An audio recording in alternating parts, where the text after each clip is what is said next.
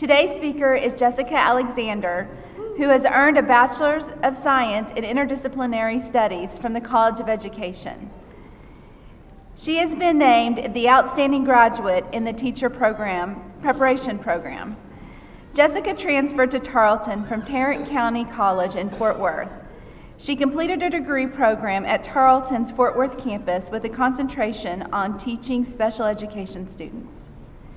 Jessica was president of Tarleton's Professional Educators, an organization that helps develop aspiring teachers. Jessica was selected for Alpha Chi Honor Society and Kappa Delta Pi International Education Honor Society. Like many of you in this class, Jessica is a first-generation college student. She will begin teaching in the spring. She plans to pursue a graduate degree, as she wrote, quote, "After I earn some money and catch up on my sleep," end quote. Many in this graduating class are looking forward to the same thing. Ladies and gentlemen, please welcome Jessica Alexander.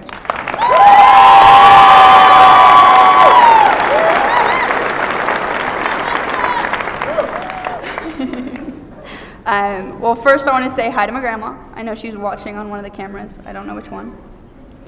Hi. Okay, and definitely shout out to one of the outreach campuses. My favorite is Fort Worth, but all the outreaches are some of the best campuses I know.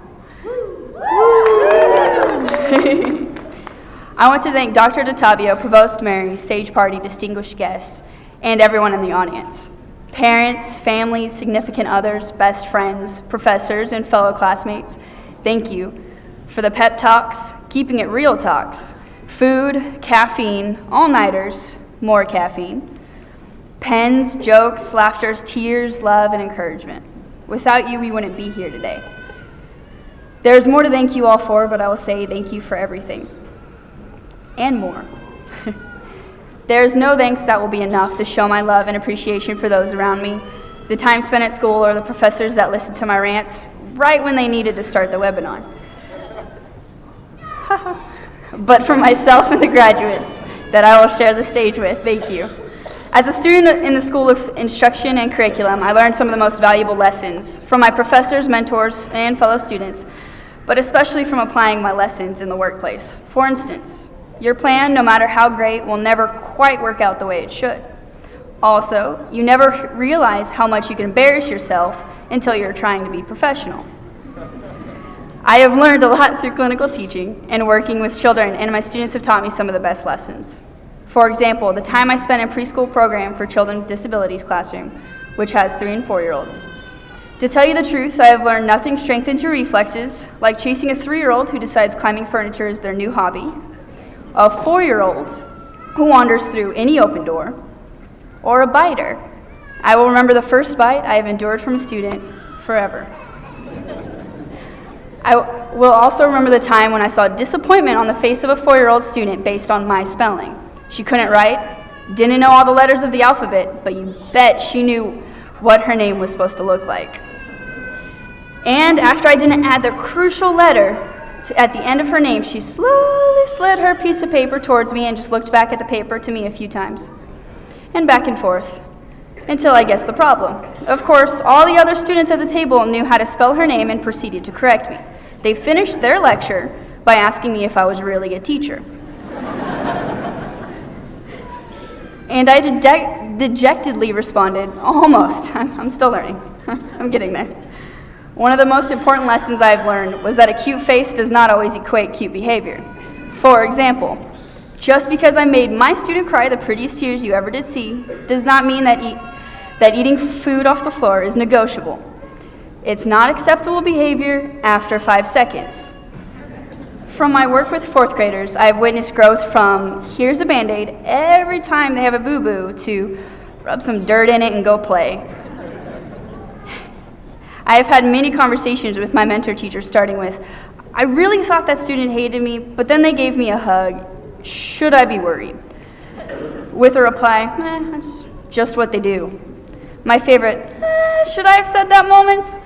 Was when a student was telling me another student at his table was racist, and after further investigation found out that she just didn't want to work with him because he was a boy. I immediately said, sweetheart, that's not racism, that's closer to sexism, it's fine. His response was a shocked look, a gasp, and a whispered, but I can't even say that word. Maybe I should have found something else to say. And life is filled with those moments, especially my life. Since then, I always take a pause, every time a student says something remotely difficult or shocking, because the words we say matter, and each student needs something different. I have also seen students struggle with things no one else can imagine. Even more, I've learned about endurance when you feel less than, whether because of a disability or age or any type of supposed weakness. I had a student with dyslexia who wants to be better than everyone, and when his disability affects his work, he is crushed and shuts down.